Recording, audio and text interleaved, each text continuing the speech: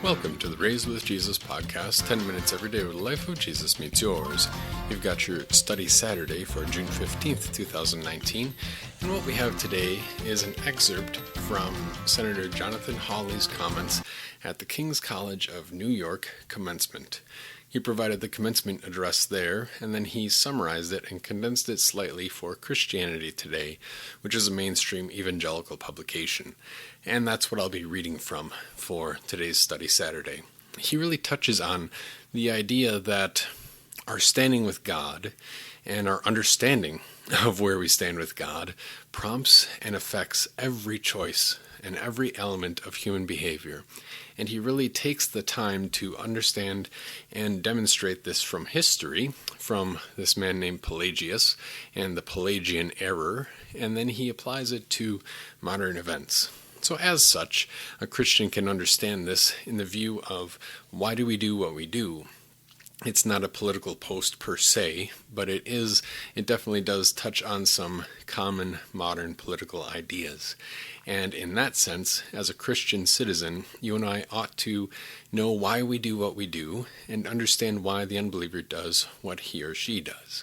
Here goes. The junior senator from Missouri, Senator Jonathan Hawley, his condensed comments as printed in Christianity Today, link in the show notes. From the June 4th, 2019 edition. Senator Hawley. We stand at one of the great turning points in our national history, when the failure of our public philosophy and the crisis of our public life can no longer be ignored, and what we do about these needs will define the era to come. For decades now, our politics and culture have been dominated by a particular philosophy of freedom. It is a philosophy of liberation from family and tradition, of escape from God and community, a philosophy of self-creation and unrestricted, unfettered free choice. It is a philosophy that has defined our age, though it is far from new. In fact, its most influential proponent lived 1,700 years ago, a British monk who eventually settled in Rome named Pelagius. So thoroughly have his teachings informed our recent past and precipitated our present crisis that we might refer to this era as the age of Pelagius. But here's the irony. Though the Pelagian vision celebrates the individual, it leads to hierarchy. Though it preaches merit, it produces elitism. Though it proclaims liberty, it destroys the life that makes liberty possible. Replacing it and repairing the profound harm it has caused is one of the great challenges of our day. First, the birth of a heresy. Pelagius was born sometime between the year 350 and 360 in Britain, possibly modern-day Wales. Highly educated, unusually gifted, a scholar of both Latin and Greek, he made his way to Italy and then to Rome. There he became famous for his teaching on Paul's letters. Pelagius held that the individual possessed a powerful capacity for achievement. In fact, Pelagius believed individuals could achieve their own salvation. It was just a matter of them living up to the perfection of which they were inherently capable. As Pelagius himself put it, since perfection is possible for man, it is obligatory. The key was will and effort. If individuals worked hard enough and deployed their talents wisely enough, they could indeed be perfect. This idea famously drew the ire of Augustine of Hippo, better known as St. Augustine, who responded that we humans are not achievement machines. We are fragile, we are fallible, we suffer weakness and need, and we all stand in need of God's grace. But Pelagius was not satisfied. He took his stand on an idea of human freedom. He responded that God gave individuals free choice, and he insisted that this free choice was more powerful than any limitation Augustine identified.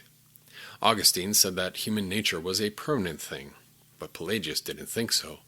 Pelagius said that individuals could use their free choice to adopt their own purposes, to fix their own destinies, to create themselves, if you like. That's why a disciple of Pelagius named Julian of Eclanum said freedom of choice is that by which man is, quote-unquote, emancipated from God. Now, as you might expect with followers who say things like that, Pelagius was condemned as a heretic by the Council of Ephesus in the year 431. But his philosophy lived on in late 20th century America. And if you listen closely today, you can hear it almost everywhere, in our fiction, in our film, in our school curricula, and self-help books. It even features prominently in our law. Secondly, Pelagianism today. Perhaps the most eloquent contemporary statement of Pelagian freedom appears in an opinion from the United States Supreme Court, in a passage written by former Justice Anthony Kennedy. In 1992, in a case called Casey versus Planned Parenthood of Southeastern Pennsylvania, he wrote this: "At the heart of liberty is the right to define one's own concept of existence, of meaning, of the universe, and of the mystery of human life." Quote unquote. It's the Pelagian vision. Liberty is the right to choose your own meaning, define your own values, emancipate yourself from God by creating your own self. Indeed, this notion of freedom says that you can emancipate yourself not just from God, but from society, family, and tradition. The Pelagian view says the individual is most free when he is most alone, able to choose his own way without interference. Family and tradition, neighborhood and church, these things get in the way of uninhibited free choice. And this Pelagian idea of freedom is one that our cultural leaders have embraced for decades now. But here's the paradox. For all the big talk about individual freedom, Pelagian philosophy has made American society more hierarchical, and it has made it more elitist. This is no accident. Pelagius himself was most popular with the old senatorial families of Rome, the wealthy, the well-connected, the aristocrats. Aristocats is a Disney song, sorry. Pelagius himself was most popular with the old senatorial families of Rome, the wealthy, the well-connected, the aristocrats. They were his patrons. And why? He validated their privilege and their power. Because if freedom means choice among options, then the people with the most choices are the most free, and that means the rich. And if salvation is about achievement, then those with the most accolades are righteous, and that means the elite and the strong. A Pelagian society is one that celebrates the wealthy, prioritizes the powerful, rewards the privileged. And for too long now, that has described modern America. In the last 5 decades, our society has become hierarchical. Consider, if you are wealthy or well-educated, your life prospects are bright. College graduates and those with advanced degrees enjoy markedly higher wages. They rarely divorce, they have higher life expectancy, they enjoy better access to better health care, their children attend better schools, and score better on achievement tests. They have more opportunities for civic involvement and participation. But if you don't have family wealth and don't have a 4-year degree, and that's 70% of Americans, well, the future is far less glowing. These Americans haven't seen a real wage increase in 30 years. These Americans are fighting to hold their families together as divorce rates surge. For these Americans, health care is unaffordable, drug addiction is growing, and too many of their local communities, especially rural ones, have been gutted as industry consolidates and ships jobs away. A society divided by class, where one class enjoys all the advantages, is a society gripped by hierarchy. It is also a society defined by elitism. Of course, our elites don't use that word. They say their privileged position comes from merit and achievement. They point to their SAT scores and prestigious degrees. They talk about economic efficiency. How Pelagian of them. The truth is, the people at the top of our society have built a culture and economy that works mainly for themselves. Our cultural elites look down on the plain virtues of patriotism and self-sacrifice, things like humility and faithfulness. They celebrate instead self-promotion, self-discovery, self-aggrandizement. And then when industry ships jobs overseas, they say workers should find another trade. Capital must be allocated to its most efficient use. When workers without college degrees can't get a good job, they say that's their fault. They should have gone to college. Now, I rather suspect that if globalization threatened America's tech industry or banking sector, our elites would sing a very different tune. We would hear how these industries are the lifeblood of the American economy and must be protected at all costs. And that's just the point. The elites assume their interests are vital while dismissing others. They assume their value preferences should prevail while denigrating the loves and loyalties of Middle America. That's the nature of elitism. And at the end of the day, this hierarchy and this elitism threaten our common liberty. The steady erosion of working-class jobs and working-class life means, for millions of Americans, losing respect. It means losing their voice. It means losing their standing as citizens of this nation. Our Pelagian public philosophy says liberty is all about choosing your own ends. That turns out to be a philosophy for the privileged.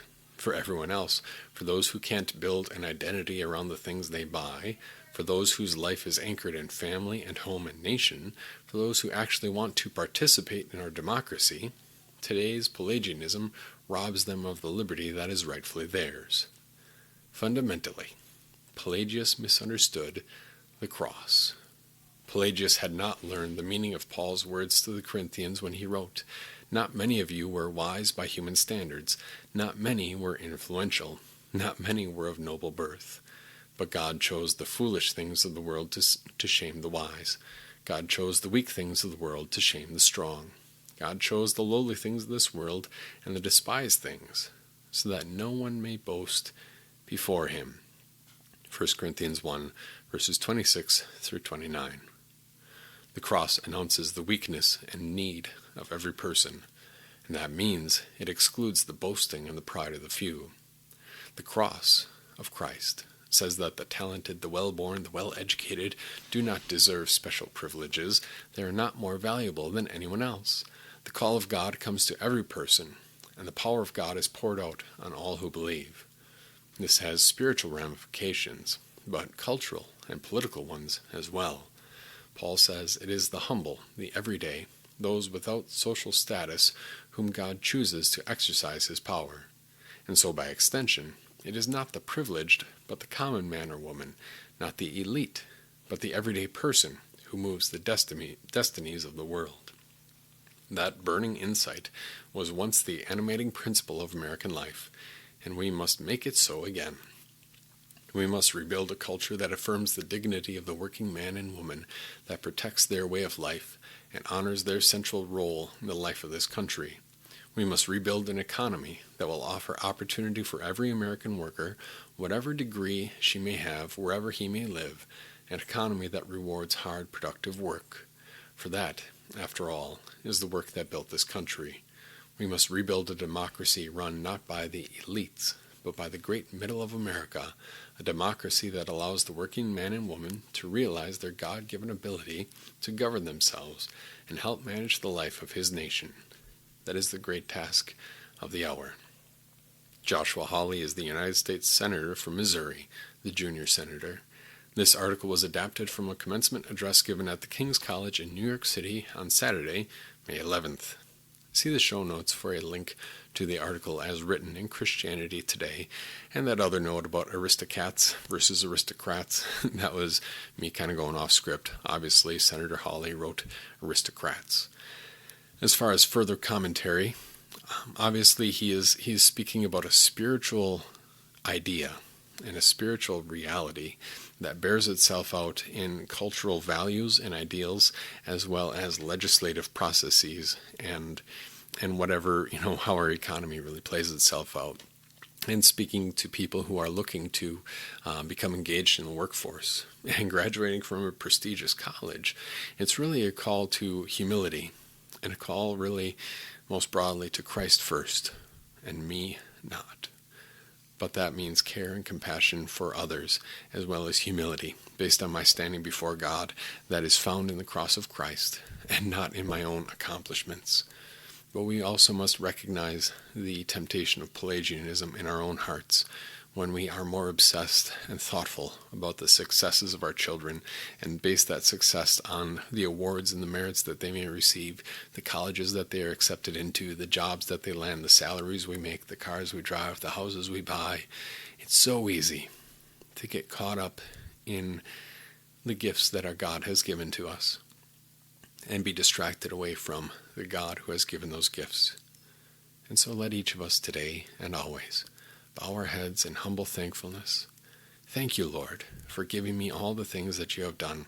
All this you have done for me, not because I have earned or deserved it, but only because you are our good and gracious Father in heaven. And so, as you go about your day, think of how you may be a faithful manager of the blessings that God has given to you, that they are not your own, but they are committed into your hands to use to God's glory for as long as God gives you here on earth. You can find us tomorrow morning, 9 a.m., 2250 South Holland-Sylvania Road in Maumee. You could also follow us on Facebook. Just search for Resurrection Maumee. God bless your day.